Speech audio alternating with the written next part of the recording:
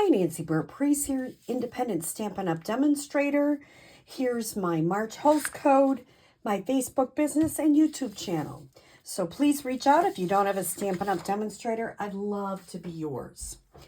Today, we are going to do a card I cased from Cindy Mitchell-Clark, and it is called Spotlight Embossing.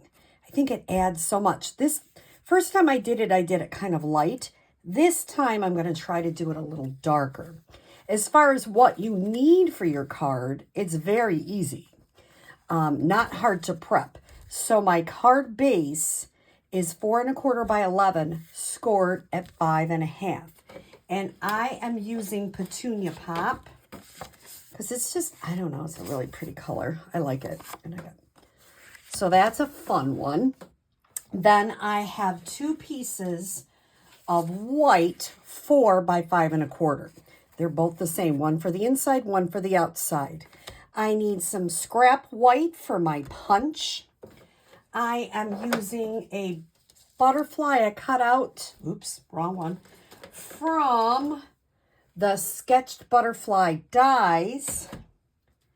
I am cutting out a rectangle out of a 4 by 5 1/4. And I'm using, these are coming out soon. These are the textured rectangles, and the edges all have some neat texture. They are super cool. I am just using it to get a rectangle out of it, but it's a really neat die set. And I'm also using Labeled with Love and the punch that comes with it. I'm using blending brushes. And what else? I am using iridescent, oh, I got lots of gems. Iridescent faceted gems. And 3 stamp sets. Or stamp pads, golly gee. Petunia Pop, Bubble Bath, and Old Olive. So how do we make this card? I'm going to start with my 4 by 5 1/4. Now, I tried to get it super straight. As if you notice, it's probably a little off, but not bad.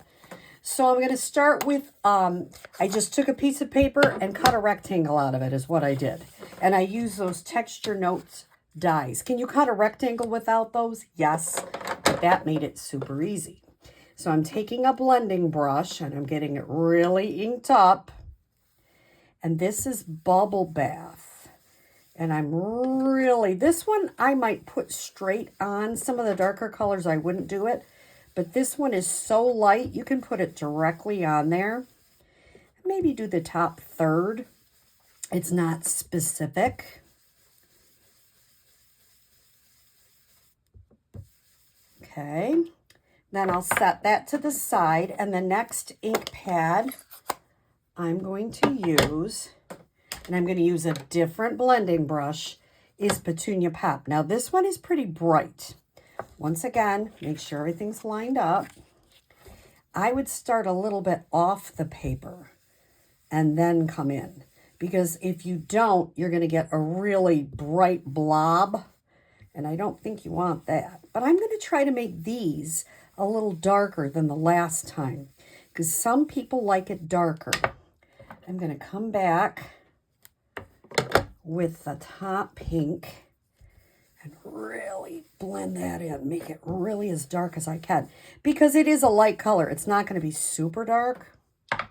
All right. I'm putting those 2 aside. Once again, straighten, make sure this is good. And I'm going to open my Old Olive. Once again, I would start off the paper because this is a brighter color.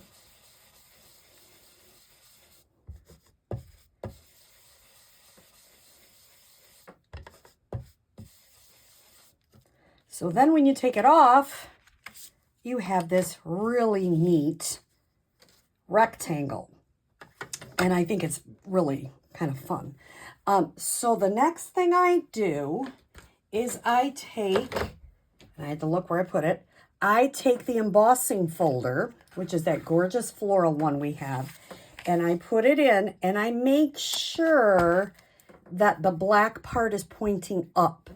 And I'm going to put it through my Stampin' Cut and Emboss machine I'll do that off camera. I'm going to use, and I'll show you the sandwich I used. I used number 1, and I have that upside down, number 1, and I used this specialty plate. And that will emboss my piece. Isn't that pretty? And it's so easy. So I'm going to go ahead. I'll leave those 2 out. I'm going to put the green to the side. And the next thing I'm going to do, just because I already have my ink out, is I'm going to get my other white, and I'm going to stamp 3 butterflies. You can put whatever saying you want on the inside. I'm just making my butterflies go all which way. Oops, let me put it up so you can see it. They're going every which way. Then I'm going to do in the petunia pop, I'm going to stamp right over it. 2-step stamping. Isn't that cool? I love that. And it just, the light in the background and the dark on the front.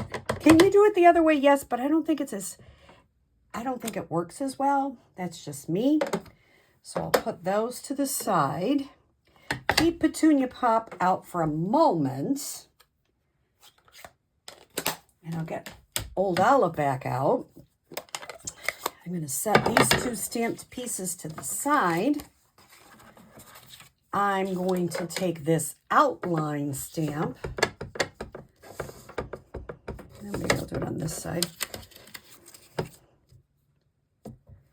Stamp it. And then with petunia pop, put the happy birthday right in the middle. And now I can close all my stamp pads. And I recommend you close your stamp pads soon after you do your stamping, because if you leave them open too long, they can dry out. So I am using, now you notice here's my punch. I opened it. I am turning it upside down so I can get this perfectly organized in there.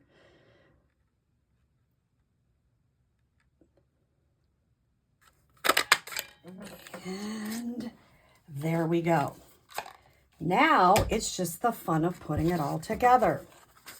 So I'm going to start with the back, or the inside, I should say.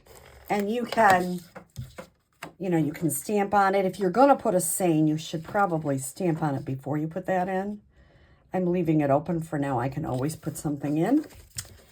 Now, before I put this on, I have some of this beautiful iridescent ribbon, and I found about 13 inches seemed to be a good amount to wrap around this part first. So I'm going to make sure it's straight. I'm going to get a little extra on that side and wrap it around.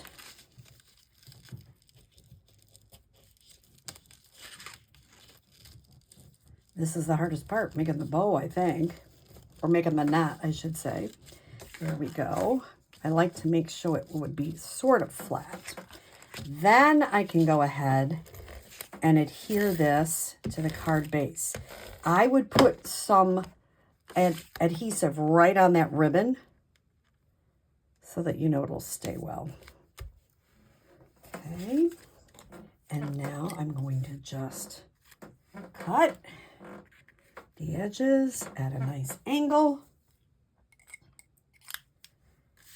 We are going to go ahead. Now, when you pop this up, put them at the bottom and at the top. Because if you put them right in the middle, it kind of affects on the ribbon. It just doesn't seem to stick as well. So put your, I just lost what they're called. But just put them on the bottom and the top. I'm having a morning. Dimensionals. Then I'm going to put just a little bit of glue just in the body, so I know it'll stick, but I don't want it on the wings, so it can kind of fly free. And the last thing I'm going to do is add one of these iridescent. You can do a small one, big one, your choice, just to make it pop. So here's the darker and the lighter. I like them both. If you ask me, I think I like the darker better, but that's totally a personal preference. Very easy card, easy inside, and it's a wow spotlight embossing. Have a great day.